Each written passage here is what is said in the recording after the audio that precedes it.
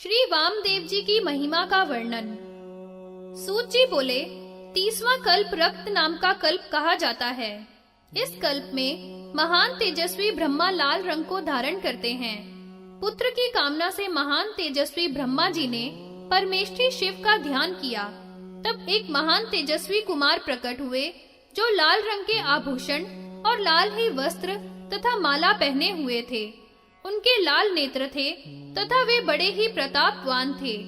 रक्त वस्त्र पहने हुए उन महान आत्मा कुमार को देखकर ध्यान के सहारे से ये देव ईश्वर हैं ऐसा जान लिया और उनको ब्रह्मा जी ने प्रणाम किया। उन वामदेव भगवान की ब्रह्मा जी ने ब्रह्म मानकर स्तुति की। हृदय में प्रतीत हुए उन वामदेव ने ब्रह्मा जी से यह कहा कि हे पितामह, आपने मुझे पुत्र की कामना से ध्यान किया है तथा ब्रह्म जानकर बड़ी भक्ति से मेरी स्तुति की है। इससे आप हर एक कल्प में ध्यान योग्य के बल को प्राप्त करके मुझे सभी लोकों के दाता ईश्वर को जान सकोगे। इसके बाद उस महान आत्मा के द्वारा विशुद्ध ब्रह्म तेज से युक्त महान 4 कुमार प्रकट हुए। उनके नाम विरिजा, विवाहु, विशोक और विश्व भावना हैं। ये चारों बड़े भारी ब्रह्मणे और ब्रह्म के समान ही वीर और अध्यवसायी हुए, जो रक्त वस्त्र और रक्त माला को धारण करने वाले तथा लाल चंदन का लेपन करने वाले हैं। लाल कुमकुम तथा लाल भस्म को शरीर में लगाते हैं। हजारों वर्षों के अंत में ब्रह्म वामदेव जी का गुणगान करते हुए संसार के हित की कामना से अपने शिष्यों को समस्त धर्म का उपदेश देकर पुनः वे अविनाशी रुद्र महादेव जी में ही लीन हो जाते हैं।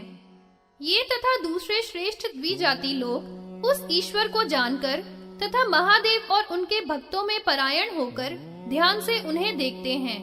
वे सभी निर्मल और ब्रह्मचारी मनुष्य पापों से छूटकर रुद्र लोक को जाते हैं तथा संसार के आवागमन से भी मुक्त हो जाते हैं। तत्पुरुष का महात्म्य। सूत जी बोले, 31वां कल्प पीत कल्प कहा गया है। इस कल्प में ब्रह्मा जी पीले वस्त्र धारण करते हैं। परमेष्ठी ब्रह्मा के द्वारा शिव का ध्यान करते हुए महान तेजस्वी पीले वस्त्र धारण किए हुए एक कुमार का जन्म हुआ। वह कुमार पीले गंध का लेपन किए हुए तथा पीले रंग की माला को धारण किए हुए था। सुनहरा जनेऊ तथा पीले रंग की पगड़ी पहने हुए था। उस युवक की बड़ी लंबी भुजाएं थी। तब ध्यान के द्वारा ब्रह्मा जी ने उन लोक के विधाता महेश्वर को जान लिया और उनकी शरण को प्राप्त हुए। उसी समय उनके पास से पीले वस्त्र पहने हुए, पीली माला धारण किए हुए तथा पीले चंदन का लेप लगाए हुए दिव्य अनेकों कुमारों का प्रादुर्भाव हुआ। उनके पीले ही सिर के वस्त्र, पगड़ी आदि थे तथा पीले ही रंग के वे सभी कुमार थे। उन्होंने हजारों वर्षों तक निर्मल यश को प्राप्त करके अपने को योग में लगाकर तपस्या का आनंद प्राप्त किया। ब्राह्मणों का कल्याण करते हुए धर्म, योग और बल से युक्त बहुत समय तक मुनियों की रक्षा करके महान योग का उपदेश देकर वे महादेव जी में लीन हो गए। इस प्रकार वे सभी कुमार महेश्वर भगवान को प्राप्त हुए।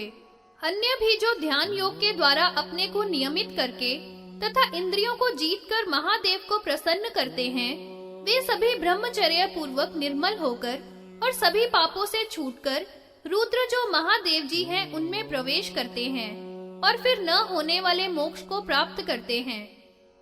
अघोर की उत्पत्ति का विवरण। सूत जी बोले, उस पीत वर्ण कल्प के बीत जाने पर प्रघृत नाम का काले वर्ण वाला कल्प हुआ। उसमें देवताओं के 1000 वर्ष के समय में जब समस्त ब्रह्मांड एक समुद्र से ही व्याप्त था और चारों ओर जल ही जल था, तब ब्रह्मा ने प्रजा रचने की इच्छा व्यक्त की। तब दुखी होकर ब्रह्मा ने पुत्र की कामना से चिंता करते हुए कृष्ण वर्ण वाले भगवान का ध्यान किया। इसके बाद एक महान तेजस्वी कुमार प्रकट हुआ जो काले रंग का महावीर और अपने तेज से प्रकाशित था। वह काले वस्त्र पहने हुए, काला सिर पर उष्णीश और काला जनेऊ धारण किए हुए था। काली मालाएं तथा काला मुकुट और काले रंग का लेप अपने अंगों पर लगाए हुए था। तब उस घोर पराक्रम वाले महात्मा अघोर रूप कुमार को देव देवेश जानकर ब्रह्मा जी ने उसकी वंदना की। प्राणायाम में तत्पर होकर महेश्वर का हृदय में ध्यान करने पर भगवान महेश्वर प्रसन्न हुए और उन ब्रह्म स्वरूप अघोर, जो घोर पराक्रम वाले हैं, ब्रह्म के ध्यान करने पर दर्शन दिए और उनके पास से काले वर्ण वाले काले चंदन से लेप किए हुए 4 महान तेजस्वी कुमारों का प्रादुर्भाव हुआ। वे सभी कृष्ण वर्ण के काली शिखा से युक्त और काले वस्त्र धारण किए हुए थे।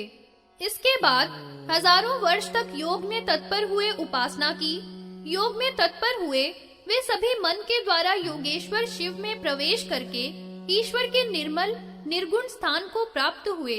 इस प्रकार योग के द्वारा वे तथा दूसरे मनीषी लोग महादेव का ध्यान करके अविनाशी रुद्र भगवान को प्राप्त करते हैं। अघोरेश के महात्म्य का वर्णन। सूत जी बोले, इसके बाद कृष्ण वर्ण कल्प बीत जाने पर देवाधिदेव ब्रह्म स्वरूप अघोरेश को ब्रह्मा जी ने प्रसन्न किया। तब वे संतुष्ट हुए। भगवान ब्रह्मा जी से अनुग्रह पूर्वक बोले, हे महाभाग, मैं इसी रूप से ब्रह्म हत्या आदि घोर पापों को नष्ट कर देता हूँ। हे पितामह ब्रह्मा जी, मन, वाणी और कर्म के द्वारा बुद्धि पूर्वक किए तथा स्वाभाविक रूप से होने वाले माता के शरीर से उत्पन्न तथा पिता की देह से उत्पन्न सभी पापों का संहार कर देता हूँ। इसमें तनिक भी संशय नहीं है। अघोर नाम के मंत्र को 1,00,000 बार जप कर मनुष्य ब्रह्म हत्या से छूट जाते हैं। उससे आधा फल वाणी के द्वारा तथा उससे आधा फल मन के द्वारा जपने से मिलता है। 4 गुना बुद्धि पूर्वक पापी के जपने से तथा क्रोधी के द्वारा 8 गुना जपने से, 1,00,000 गुना जपने से वीर हत्यारा, करोड़ गुना जपने से भ्रूण हत्यारा, 10 करोड़ गुना जपने से माता का वध करने वाला शुद्ध हो जाता है। इसमें संशय नहीं है। गौ हत्यारा, दूसरे का एहसान न मानने वाला, स्त्री का वध करने वाला, 10 करोड़ मंत्र का नाम जप करने वाला पाप से मुक्त हो जाता है। इसमें संदेह नहीं है। सुरापान करने वाले को 1,00,000 जप द्वारा तथा बुद्धि पूर्वक पाप करने वाले भी इसके जप से छूट जाते हैं। निश्चय ही और आधा लाख जप करने से वारुणी का पान करने वाला पापी भी पाप मुक्त हो जाता है। स्नान, जप, हवन आदि न करने वाला ब्राह्मण 1,000 जप करने से शुद्ध हो जाता है। ब्राह्मण की चोरी करने वाला तथा सोना चुराने वाला अधम मनुष्य भी 10 लाख मानसी जप द्वारा पापों से छूट जाता है। गुरु पत्नी में रत तथा माता का वध करने वाला नीच जन भी तथा ब्रह्म हत्यारा भी इस अघोर मन से जपने से पाप से मुक्त होता है। पापियों के साथ रहने वाले भी पापी के ही समान हैं, अतः वे भी 10 करोड़ जप करने से पाप से मुक्त होते हैं। पापियों के साथ संपर्क करने वाले पापी भी 1,00,000 मानसी जप द्वारा शुद्ध हो जाते हैं। उपांशु जप 4 गुना और वाणी के द्वारा बोलकर जप 8 गुना करना चाहिए। छोटे पापों के लिए इनसे आधा जप करना चाहिए। ब्रह्म हत्या, मदिरा पान, सोने की चोरी करने का और गुरु की शैया पर शयन करने का जो पाप ब्राह्मण करे तो उसे रुद्र गायत्री और कपिला गौ के मूत्र द्वारा ही ग्रहण करना चाहिए। वह पापी ब्राह्मण गंध द्वारा आदि मंत्र द्वारा गोबर को खावे तथा तेजो असी शुक्रामित्य मंत्र से कपिला गाय का मूत्र पान, अप्याय स्वा आदि मंत्र से साक्षात कपिला गौ के गव्य, दही, दूध का पंचामृत बनाकर पान करे। देवस्य इति मंत्र से कुशा द्वारा जल को अपने शरीर पर छिड़के। पंचगव्य आदि को सोने के अथवा तांबे के अथवा कमल के या पलाश के पत्ते के दोने में रख ले और सभी रत्नों की अथवा सोने की शलाका द्वारा उसे चलावे। अघोरेश मंत्र का 1,00,000 जप करे तथा घी, चरु, तिल, जौ, चावल आदि से हर एक का अलग 7 बार हवन करे। यदि अन्य सामग्री न हो तो घी से ही हवन करना चाहिए। हे ब्राह्मणों, अघोर के द्वारा भगवान को निमित्त करके हवन करने के बाद अघोर मंत्र से ही स्नान करना चाहिए। 8 द्रोण घी से स्नान करने पर शुद्ध होता है। रात दिन में स्नान आदि करने के बाद उस पंचामृत को कुची से चलाकर शिवजी के सामने ही पीवे। ब्राह्मण जप आदि करके तथा आचमन करके पवित्र होवे। इस प्रकार करने से कृतघ्न, ब्रह्म हत्यारा तथा भ्रूण हत्यारा, वीरघाती, गुरुघाती, मित्र के साथ विश्वासघात करने वाला, चोर, सोने की चोरी करने वाला, गुरु की शैया पर सोने वाला, शराब पीने वाला, दूसरे की स्त्री में रत रहने वाला, ब्राह्मण का हत्यारा, गौ का हत्यारा, माता पिता का हत्यारा, देवताओं की निंदा करने वाला, शिवलिंग को तोड़ने वाला तथा अन्य प्रकार से मानसिक पाप आदि करने वाला भी, चाहे वह ब्राह्मण ही हो, पापों से मुक्त हो जाता है। अन्य भी वाणी या शरीर द्वारा हजारों पापों से इस विधान को करके मुक्त हो जाता है। इससे जन्म जन्मांतरों के भी सभी पाप शीघ्र नष्ट हो जाते हैं। यह अघोरेश का रहस्य मैंने आप लोगों के प्रसंग से सुना दिया। इसको नित्य द्विजाति मात्र जपने से सभी पापों से छूट जाते हैं। ईशान की महिमा का कथन। सूत जी बोले, हे मुनियों में उत्तम ब्राह्मणों, एक अन्य ब्रह्मा का कल्प हुआ जो विश्व रूप नाम का था। वह बड़ा भारी विचित्र था। संहार का कार्य समाप्त हो जाने पर तथा पुनः सृष्टि रचना प्रारंभ हो जाने पर ब्रह्मा जी ने पुत्र की कामना से भगवान का ध्यान किया। तब विश्व रूपा सरस्वती जी प्रकट हुई। वह विश्वमाला तथा वस्त्र धारण किए हुए तथा विश्व यज्ञोपवीत, विश्व का ही सिर पर उष्णीश धारण किए थी। वह विश्व गंध से युक्त विश्व मातामह है। इसके बाद पितामह ब्रह्मा जी ने मन से आत्मयुक्त होकर भगवान ईशान जो परमेश्वर हैं, उनका यथाविधि ध्यान किया। उनका स्वरूप शुद्ध स्फटिक मणि के समान सफेद तथा सभी प्रकार के आभूषणों से भूषित है। उन सर्वेश्वर प्रभु की ब्रह्मा जी ने इस प्रकार वंदना की। हे ईशान, महादेव, ओम, आपको नमस्कार है। हे सभी विद्याओं के स्वामी, आपको नमस्कार है। हे सभी प्राणियों के ईश्वर, वृषवाहन, आपको नमस्कार है। हे ब्रह्मा के अधिपति, हे ब्रह्म स्वरूप, हे शिव, हे सदा शिव, आपको नमस्कार है। हे ओंकार मूर्ते, हे देवेश, हे सद्योजात, आपको बारंबार नमस्कार है। मैं आपकी शरण में आया हूँ, आप मेरी रक्षा करो। आप होने वाले हैं तथा नहीं होने वाले हैं तथा अधिक होने वाले भी नहीं हैं। हे संसार को उत्पन्न करने वाले, हे भाव, हे ईशान, हे महान शोभा वाले, हे वामदेव, हे ज्येष्ठ, हे वरदान देने वाले, हे रुद्र, हे काल के भी काल, आपको नमस्कार है। हे विक्राण्य, हे कालवर्ण्य, हे बल को मंथन करने वाले, ब्रह्म स्वरूप, सभी भूतों के स्वामी तथा भूतों का दमन करने वाले, हे कामदेव का मंथन करने वाले देव, आपको नमस्कार है। हे सबसे बड़े तथा सब में श्रेष्ठ वर देने वाले रुद्र स्वरूप, काल का नाश करने वाले वामदेव महेश्वर भगवान, आपको बारंबार नमस्कार है। इस प्रकार इस स्तोत्र से जो वृषभ ध्वज भगवान की स्तुति करता है तथा पढ़ता है, वह शीघ्र ही ब्रह्मलोक को प्राप्त करता है। जो श्रद्धा पूर्वक ब्राह्मणों से इसको सुनता है तथा सुनाता है, वह परम गति को प्राप्त करता है। इस प्रकार इस स्तोत्र के द्वारा ध्यान करके ब्रह्मा जी ने वहां भगवान को प्रणाम किया। तब भगवान ईश्वर ने कहा कि हे ब्रह्मा जी, कहिए आप क्या चाहते हैं, मैं आप पर प्रसन्न हूँ। तब भगवान रुद्र को प्रणाम करके ब्रह्मा जी ने कहा, हे भगवान, यह विश्व रूप जो गौ अथवा सरस्वती है, वह कौन है, यह जानने की इच्छा है। यह भगवती 4 पैर वाली, 4 मुख वाली, 4 दांत वाली, 4 स्तन वाली, 4 हाथ वाली, 4 नेत्र वाली यह विश्व रूपा कौन है? यह किस नाम की है तथा किस गोत्र की है? उनके इस वचन को सुनकर देवोत्तम वृषभ ध्वज अपने शरीर से उत्पन्न हुए ब्रह्मा से बोले, हे ब्राह्मण, यह जो कल्प है उसको विश्व रूप कल्प कहते हैं। यह सभी मंत्रों का रहस्य है तथा पुष्टिवर्धक है। यह परम गोपनीय है। आदि सर्ग में जैसा था वह तुमसे कहता हूँ। ये ब्रह्मा का स्थान जो तुमने प्राप्त कर लिया है, उससे परे विष्णु के पद से भी शुभ तथा वैकुंठ से भी शुद्ध मेरे वामांग से उत्पन्न यह 33वां कल्प है। हे महामते, यह कल्प आनंद ही जानना चाहिए तथा आनंद में ही स्थित है। इस कल्प का मांडव्य गोत्र है। तपस्या के द्वारा मेरे पुत्र अपने को प्राप्त हुआ है। हे ब्रह्मा जी, मेरी कृपा से आप में योग, सांख्य, तप, विद्या, विधि क्रिया, ऋतु, सत्य, दया, ब्रह्म, अहिंसा, सम्मति, क्षमा, ध्यान, ध्येय, दम, शांति, विद्या, मति, घृति, कांति, नीति, पृथा, मेधा, लज्जा, दृष्टि, सरस्वती, तुष्टि, पुष्टि, क्रिया इत्यादि 32 गुण प्रतिष्ठित हैं तथा ये 32 गुण 32 अक्षर की संख्या वाले हैं। यह मेरे द्वारा उत्पन्न भगवती देवी है जो चतुर्मुखी है, जगत की योनि है, प्रकृति है तथा गौर रूप है। वह गौरी माया है, विद्या है, हेमवती है, प्रधान प्रकृति है। तत्व चिंतक लोग ऐसा कहते हैं।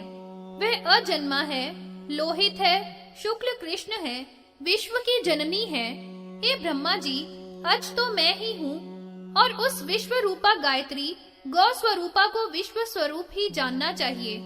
इस प्रकार कहकर महादेव जी ने उस देवी के पार्श्व द्वारा सर्व रूप कुमारों को पैदा किया। जटी, मुंडी, शिखंडी तथा अर्धमुंड नाम के कुमार उत्पन्न किए। वे सभी महान तेजस्वी थे तथा वे सभी हजारों दिव्य वर्षों तक महेश्वर की उपासना करके समस्त धर्मों का उपदेश करके योग के पथ में दृढ़ हुए। इसके बाद वे सभी शिष्ट पुरुष अपनी आत्मा को वश में करने वाले कुमार रुद्र भगवान में ही प्रवेश कर गए, अर्थात उन्हीं के स्वरूप में लीन हो गए।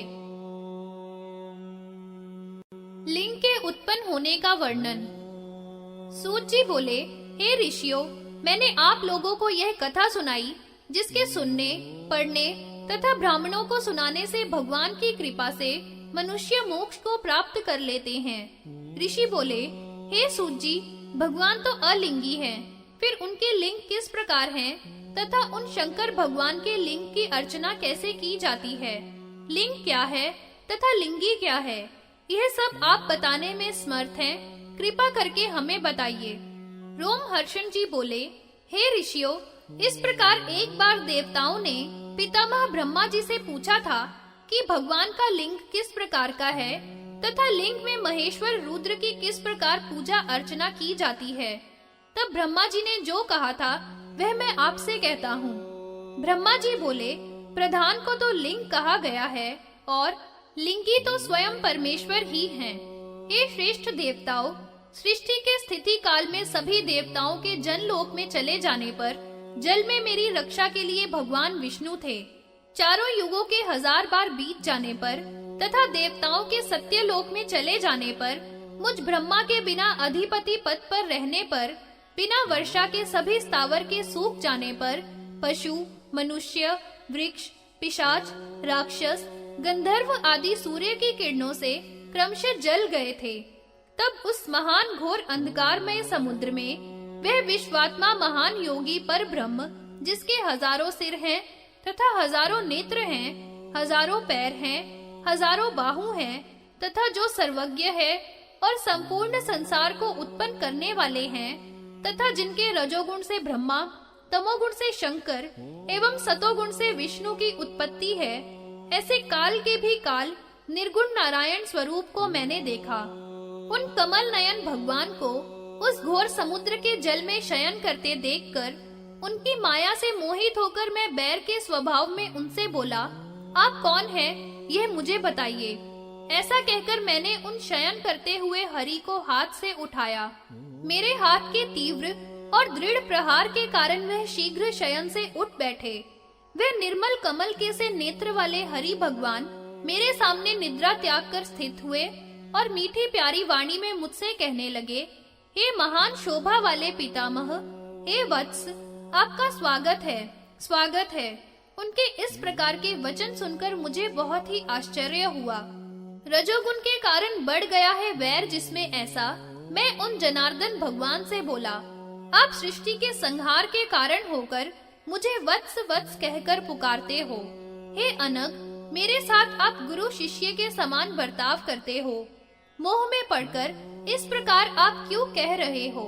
इसके बाद भगवान शंकर विष्णु मुझ अहंकार से युक्त को देखकर बोले, हे पितामह, मैं ही पर ब्रह्म हूँ, मैं ही परम तत्व हूँ, संसार का कर्ता हूँ, चलाने वाला हूँ तथा मैं ही इस संसार का नाश करने वाला हूँ। मैं स्वयं ही परम ज्योति स्वरूप हूँ, परमात्मा हूँ, ईश्वर हूँ। संसार में चर अचर जो भी दिख रहा है अथवा सुनाई दे रहा है उस सबको सब कुछ मेरे ही निहित जानना चाहिए। यह संसार पूर्व में मेरे द्वारा ही 24 तत्वों से मिलकर बनाया गया है। अपने प्रसाद से अनेकों ब्रह्मांडों को लीला मात्र में बना देता हूँ। मेरी बुद्धि के द्वारा पहले सत, रज, तम 3 प्रकार का अहंकार उत्पन्न हुआ। इसके बाद 5 प्रकार की तन्मात्रा, छठा मन, इसके बाद 10 इंद्रियां उत्पन्न हुए। आकाश से लेकर पृथ्वी तक सभी की रचना लीला मात्र ही हुई है। हे देवताओं, भगवान हरि के ऐसा कहने पर हम दोनों का घोर युद्ध हुआ। उस युद्ध को देखकर रोंगटे खड़े हो जाते थे। वह युद्ध उसी प्रलय के सागर के मध्य मेरे द्वारा रजोगुण की वृद्धि होने पर बैर बढ़ जाने के कारण हुआ। उसी अवसर पर हम दोनों के बीच में अत्यंत प्रकाशमान एक लिंग हमारे प्रबोध करने के लिए प्रकट हो गया। वह लिंग अनेकों प्रकार की ज्वाला से घिरा हुआ, सैकड़ों कालाग्नि से भी महान तेजस्वी, घटने और बढ़ने से रहित, आदि, मध्य, अंत से भी रहित, अव्यक्त विश्व की उत्पत्ति का कारण था। उसे देखकर भगवान हरि तथा मैं भी स्वयं मोहित हो गए। उस लिंग को देखकर भगवान हरि मुझसे कहने लगे कि इस लिंग को उत्पन्न करने वाले तेजस्वी लिंग की परीक्षा करनी चाहिए। मैं इसके नीचे की तरफ इसके मूल को देखूंगा तथा आप ऊपर की ओर शीघ्र प्रयत्न पूर्वक जाइए। हे देवताओं, तब उसी समय भगवान विष्णु ने वाराह का स्वरूप धारण किया और मैंने शीघ्र ही हंस का स्वरूप बनाया। तभी से लेकर मुझे मनुष्य हंस भगवान कहने लगे। सफेद पंख, सफेद वर्ण का मैं सुंदर हंस बन गया। मन और हवा के वेग के समान मैं ऊपर को उड़ा। नारायण भगवान ने भी 10 योजन लंबे चौड़े, 100 योजन के आयत वाले मेरू पर्वत के समान आकार धारण करके वाराह रूप बनाया। उनके सफेद पैने पैने दांत थे। काल के समान महान तेजस्वी, चमकते हुए सूर्य के समान काले वाराह का रूप धारण करके पृथ्वी में नीचे की ओर चले गए। इस प्रकार भगवान विष्णु 1000 वर्ष तक बड़ी शीघ्रता से नीचे ही चलते चले गए। परंतु उन सूकर रूपधारी नारायण ने लिंग के मूल का कुछ भी पता नहीं पाया। उसी प्रकार उतने ही समय तक मैं भी ऊपर को गया, परंतु अहंकार के कारण थककर मैं नीचे आकर गिर पड़ा। उसी तरह विष्णु भगवान भी कलांत होकर ऊपर आकर चुपचाप पड़ गए। उनका चित्त बड़ा खिन्न था तथा नेत्र थक गए थे। उसी समय उस लिंग में से बड़े जोर का शब्द हुआ। उसमें से ओम ऐसी ध्वनि प्लुत लक्षण से निकली। उस महान घोर नाद को सुनकर यह क्या, ऐसा हमने कहा। तभी उस लिंग के दाहिनी भाग में सनातन भगवान को भी देखा। उस ओम सनातन भगवान के आदि में अकार, इसके बाद उकार तथा उससे परे में मकार है, मध्य में नाद है। इस प्रकार ओम ऐसा स्वरूप है। आदि वर्ण सूर्य मंडलवत देखे तथा उत्तर में उकार है जो पावक नाम से प्रसिद्ध है। मकार चंद्र मंडल की संख्या वाला है जो मध्य में है। उसके ऊपर शुद्ध स्फटिक वर्ण स्वरूप प्रभु विराजमान है। वह प्रभु तुरीय अवस्था से भी परे हैं, द्वंद्व रहित हैं, शून्य है, भीतर बाहर से परम पवित्र हैं, आदि अंत और मध्य से रहित हैं, अनंत के भी मूल कारण हैं। ऋगु, यजु, सामवेद के तथा मात्राओं के द्वारा उन्हें ब्रह्म कहा जाता है। वे माधव हैं। वेद शब्द से उन विश्वात्मा का तत्व चिंतन किया जाता है। इसलिए ऋषियों के परम सार कारण वेद को भी ऋषिर वेद कहते हैं। इसी से परमेश्वर ऋषियों के द्वारा जाना जाता है।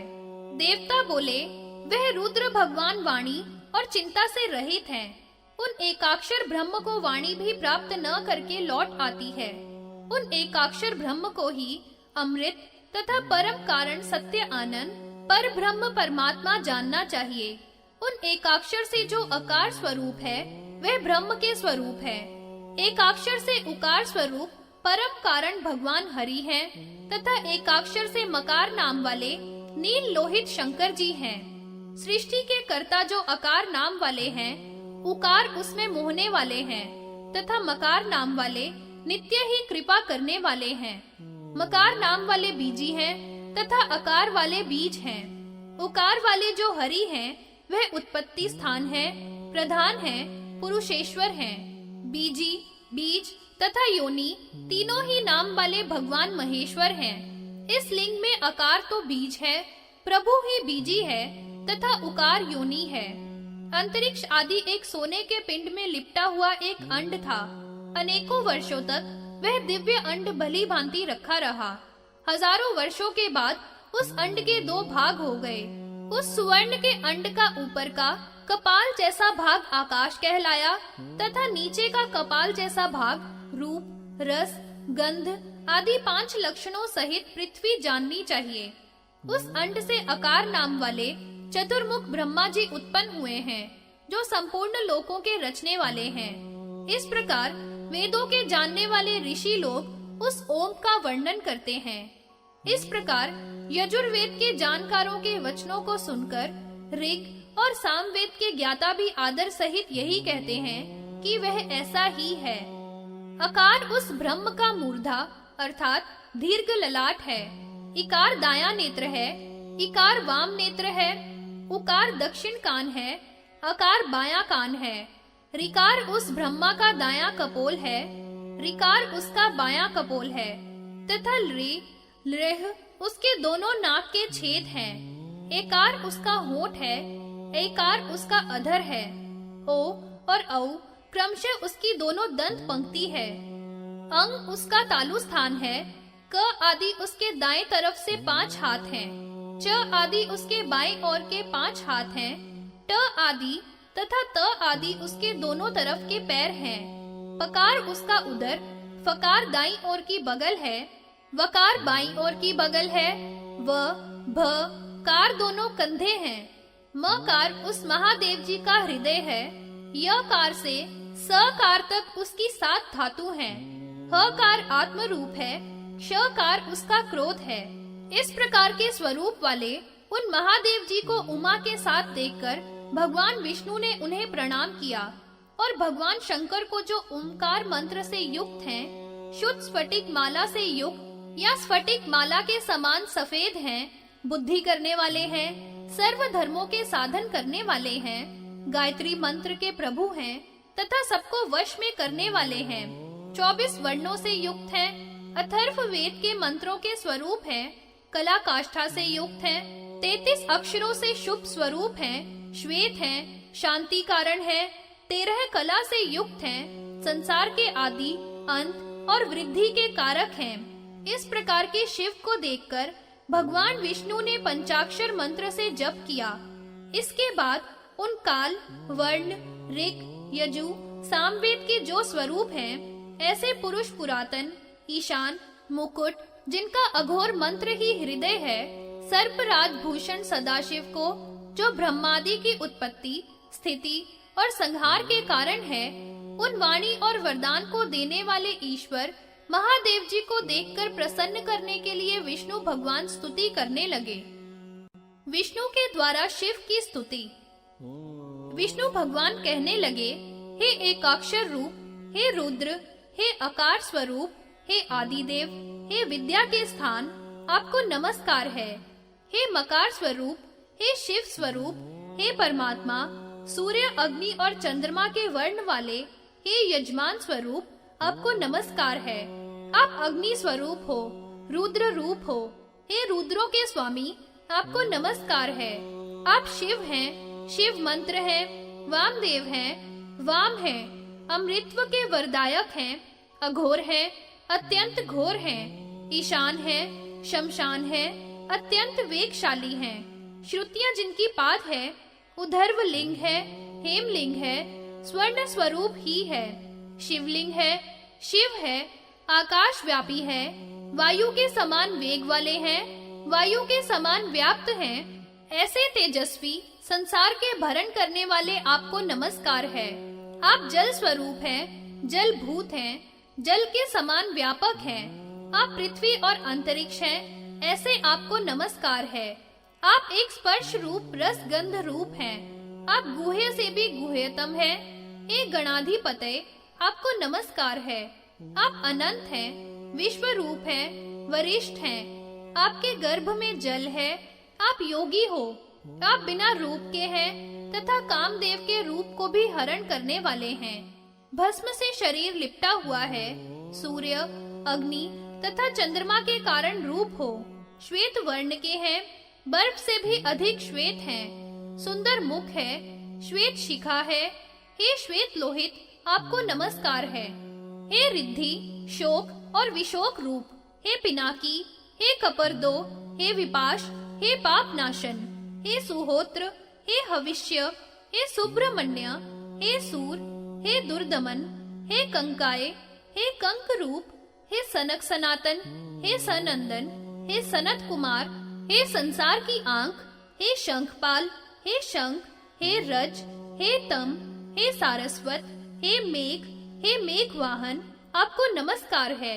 हे मोक्ष स्वरूप, हे मोक्ष करने वाले, हे आत्मन, हे ऋषि, हे विष्णु के स्वामी, आपको नमस्कार है। हे भगवान, आपको नमस्कार है। हे नागों के स्वामी, आपको नमस्कार है। हे ओंकार रूप, हे सर्वज्ञ, हे सर्व, हे नारायण, हे हिरण्यगर्भ, हे आदिदेव, हे महादेव, हे ईशान, हे ईश्वर, आपको नमस्कार है। हे शर्व, हे सत्य, हे सर्वज्ञ, हे ज्ञान के जानने के योग्य, हे शेखर, हे नीलकंठ, हे अर्धनारीश्वर, हे अव्यक्त, आपको नमस्कार है। हे स्थाणु, हे सोम, हे सूर्य, हे भव, हे यश करने वाले, हे देव, हे शंकर, हे अंबिकापति, हे उमापति, हे नीलकेश, हे वित्त, हे सर्पों के शरीर में आभूषण पहनने वाले, नंदी बैल पर सवारी करने वाले, सभी के कर्ता भर्ता आदि, राम जी के नाथ, हे राजाधिराज, पालन करने वालों के स्वामी, केयूर के आभूषण पहनने वाले, श्रीकंठ के भी नाथ, त्रिशूल हाथ में धारण करने वाले, भुवनों के ईश्वर, हे देव, आपको नमस्कार है। हे सारंग, हे राजहंस, हे सर्पों के हार वाले, हे यज्ञोपवीत वाले, सर्प की कुंडली की माला वाले, कमर में सर्पों का सूत्र धारण करने वाले, हे वेद गर्भाए, हे संसार को अपने पेट में रखने वाले, हे संसार के गर्भ, हे शिव, आपको बारंबार नमस्कार है। ब्रह्मा जी बोले, हे देवताओं, इस प्रकार मुझ ब्रह्मा के साथ भगवान विष्णु महादेव जी की स्तुति करके रुक गए। इस पुण्य सब पापों को नाश करने वाले स्तोत्र के द्वारा जो स्तुति करता है, पढ़ता है अथवा ब्राह्मण या वेद पारंगत विद्वानों के द्वारा श्रवण करता है, वह चाहे पापी ही क्यों न हो, परंतु ब्रह्मलोक को प्राप्त करता है। इसलिए सभी पापों से शुद्ध होने के लिए विष्णु भगवान के द्वारा कहे गए इस स्तोत्र को नित्य ही जपना चाहिए अथवा श्रेष्ठ ब्राह्मणों के द्वारा इसे श्रवण करना चाहिए। विष्णु प्रबोध। सूत जी बोले, इस प्रकार ब्रह्मा तथा विष्णु के द्वारा स्तुति किए जाने पर प्रसन्न होकर महादेव जी उन दोनों से बोले, हे श्रेष्ठ देवो, सभी भय से, हे राजेंद्र, देवताओं के साथ दक्ष के यज्ञ में मेरा विनाश होगा, देवताओं के साथ में पुनः उत्थान भी होगा। सो हे राजन, मैं दधीचि से विजय का प्रयत्न करूंगा। शैल आदि बोले, शुभ भगवान की बात सुनकर अच्छा ऐसा ही हो कहने लगा। बाएं भाग हैं, मैं तुम पर प्रसन्न हूँ, जो इच्छा हो आप वरदान मांगिए।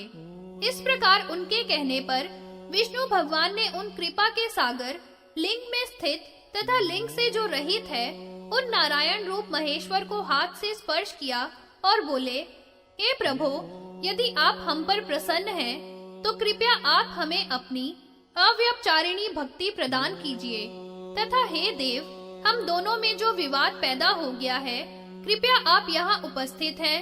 हे नाथ, आप ही इस विवाद का शमन कीजिए। उनके वचनों को सुनकर भगवान शिव विष्णु से कहने लगे, हे वत्स, हे विष्णु, हे हरे, तुम इस सृष्टि की स्थिति, प्रलय और नाश करने वाले हो, परंतु तुम इस चराचर जगत का पालन कीजिए। हे विष्णु, मैं तो तुम ब्रह्मा, विष्णु, शिव नाम वाले देवों से सर्वथा भिन्न हूँ, सर्ग, स्थिति और प्रलय से परे हूँ। मैं तो परमेश्वर हूँ। हे विष्णु, हे पितामह, आगे जब पद्म नाम का कल्प होगा, तब तुम भी पद्म से उत्पन्न होकर मुझ महेश्वर को देखोगे। ऐसा कहकर भगवान स्वयं परमेश्वर वहाँ ही अंतर ध्यान हो गए।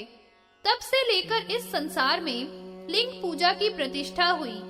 हे ऋषियों, लिंग वेदी जो महादेवी है तथा जो लिंग है वह साक्षात परमेश्वर ही है। सभी देवताओं का लय हो जाने पर ही लिंग शब्द बना है। जो कोई भी इस लिंग पुराण के आख्यान को पढ़ता है वह लिंग के समीप जाता है तथा हे ब्राह्मणों, वह शिवत्व को प्राप्त हो जाता है। इसमें अन्यथा विचार नहीं करना चाहिए। वह शिव ही है। ब्रह्मा जी ने पूछा, हे भगवान, आप योनि हो, मैं बीज हूँ, महेश्वर कैसे बीजी हैं? भगवान बोले कि शिव से और अधिक और कोई गुह्य वस्तु नहीं है। महत का भी परम तत्व शिव ही है, जो आत्मज्ञानियों का परम धाम है। यह शिव अपने स्वरूप को दो भागों में बांट देते हैं, एक निष्कल अव्यक्त और दूसरा सकल सगुण के समागम से वह समुद्र में हिरण्य अंड होता है। हजारों वर्षों तक वह अंड जल में तैरता रहता है। अंत में वायु से उसके दो टुकड़े होते हैं, एक कपाल से ऊपर के लोक, एक से नीचे के पृथ्वी आदि लोक उत्पन्न होते हैं। उसी में पंचदेव भगवान चतुर्मुख उत्पन्न होता है। शून्य आकाश में तारा नक्षत्र सूर्य चंद्रमा देखकर मैं कौन हूँ ऐसा ध्यान करने पर कुमार होते हैं। कुमार अग्नि के सदृश तेज वाले श्रीमान सनत कुमार तथा रिभु नैष्ठिक ब्रह्मचारी होते हैं। फिर सनक सनातन सनंदन संसार की स्थिति के लिए पैदा होते हैं। तीनों प्रकार के तापों से रहित ये कर्म को आरंभ नहीं करते, क्योंकि कर्म करने से जीवन में जरा आदि के बहुत से कलेश हैं। स्वर्ग का सुख अल्प है, नरक अधिक दुख है। रिभु सनत कुमार को अपने वशीभूत जानकर और सनकादि तीन पुत्रों को तीन गुणों से अतीत अति तेजस्वी ज्ञान की बुद्धि द्वारा प्रवृत्त हुए देखकर तुम शंकर की माया से मोहित होकर वैवर्त कल्प में सूक्ष्म भूत और पार्थिव जो होंगे उनको ईश्वरी माया व्याप्त होगी। जैसे सुमेरु पर्वत को देवलोक कहा है, इसके महात्म्य को श्रेष्ठ देवता का महात्म्य जानो। इस प्रकार महादेव के सद्भाव को जानकर प्रणव द्वारा अथवा सामवेद द्वारा स्तुति करने योग्य भूतों के प्रभु वरदान देने वाले महेश्वर को और मुझको स्तुति करो। क्रुद्ध हुए शंकर भगवान तुम्हें और मुझे श्वास से भस्म कर सकते हैं। ऐसा जानकर हे ब्राह्मण, तुम स्थित हो जाओ, मैं तुम्हें आगे लेकर प्रभु की स्तुति करूंगा। ब्रह्मा विष्णु के द्वारा शिव की स्तुति। सूत जी बोले, इसके बाद गरुड़ ध्वज विष्णु भगवान ब्रह्मा जी को आगे करके भूत भविष्यत वर्तमान शंकर जी के नामों से छंद से के द्वारा इस स्तोत्र से स्तुति करने लगे। विष्णु भगवान बोले, हे अनंत तेज वाले, हे सुव्रत, हे भगवान, आपको नमस्कार है। हे क्षेत्र के स्वामी, हे बीजी, हे शूली, हे ज्येष्ठ, हे श्रेष्ठ, हे मान्य, हे पूज्य, हे सद्योजात, हे गहर, हे घटेश, सभी प्राणियों के स्वामी, आपको नमस्कार है। वेद स्मृतियों के प्रभु, कर्म द्रव्य आदि के भी प्रभु, आपको नमस्कार है। हे योग सांख्य के प्रभु, हे अच्छी प्रकार बंधे ऋषि महर्षियों के भी प्रभु, ग्रहों के प्रभु, आपको नमस्कार है।